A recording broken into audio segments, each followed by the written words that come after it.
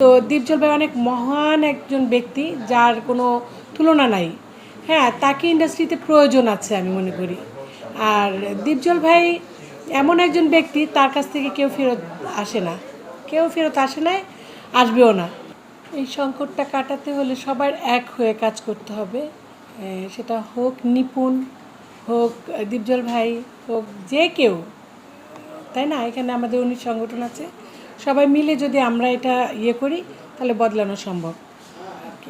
একটা ঝামেলা ছিল, সেটা সমাধান হয়ে গেছে। এখন দীপজল ভাই আবার সেই অবস্থানে আছে। ইনশাআল্লাহ। এই যে শিল্পী সমিতি আছে, শিল্পী সমিতির কর্ণধার আমাদের দীপজল ভাই, তার কাছে আপনাদের কি আশা বা অনুপ্রেরণা আছে যে সে এখন এই অবস্থান থেকে আপনাদের কি কি উন্নয়ন করবে? আপনাদের কাছে আপনারা কি আশা করেন তার কাছে? আসলে দীপজল ভাই খুব মহৎ একজন লোক, তাকে তো আমরা এনেছি এখানে, তাই না? সে তো আসতে চায়নি, সে তো আসার লোক না। না আসলে কি, আর আসলেই কি, এখানে ইন্ডাস্ট্রিতে কিছুই নাই, তাই না? তাকে আমরা নির্বাচিত করে নিয়ে আসছি, কিংবা প্রতিনিধি হিসাবে আমরা তাকে চেয়েছি, আসছে নিশ্চয়ই একটু ভালো কিছু করার জন্য। যারা অসহায় শিল্পী, আমরা যারা দুস্থ শিল্পী আমরা বলবো না, আমরা যে দুস্থ শিল্পী, যারা শিল্পীরা আছে, অনেক শিল্পীরা ঘর ভাড়া দিয়ে থাকতে পারে না।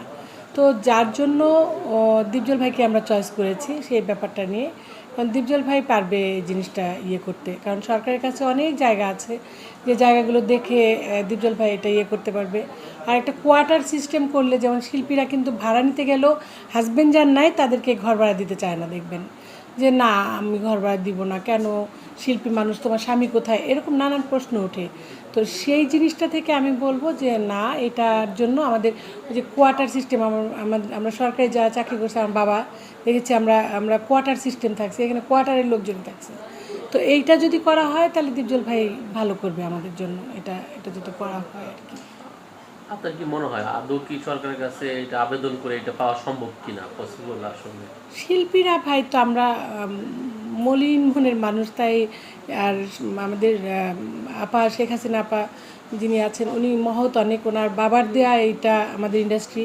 তো উনি ওনার কাছে গেলে অবশ্যই খালি হাতে ফেরাবেন না, আমার মনে হয় এটাই। আবার বর্তমান সময়ে দেখতে পাচ্ছি যে শাকিব খান কেন্দ্রিক ইন্ডাস্ট্রি হয়ে গেছে, শাকিব খান ছাড়া সিনেমা হলে দর্শক পাচ্ছে না। তো এই ব্যাপারটাকে আসলে আপনি কীভাবে দেখেন? আছে আমার সহকর্মী, তো আমি কোনোদিনই বলবো না। দীপজল ভাই মহান একজন ব্যক্তি, যার কাছে আমি 9 বছর বয়স থেকে ইন্ডাস্ট্রিতে কাজ করি।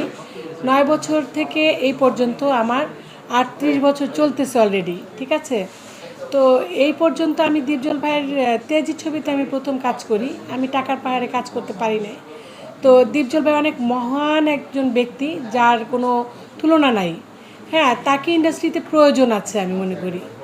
আর দীপজল ভাই এমন একজন ব্যক্তি, তার কাছ থেকে কেউ ফেরত আসে না, কেউ ফেরত আসে নাই, আসবেও না আশা করি। দীপজল ভাই থাকলে আমাদের মনে হয় ভালো হবে, সব ডিরেক্টর প্রডিউসার যারা আছেন আমাদের সবার ভালো হবে দীপজল ভাই থাকলে, তাই না? Thank you.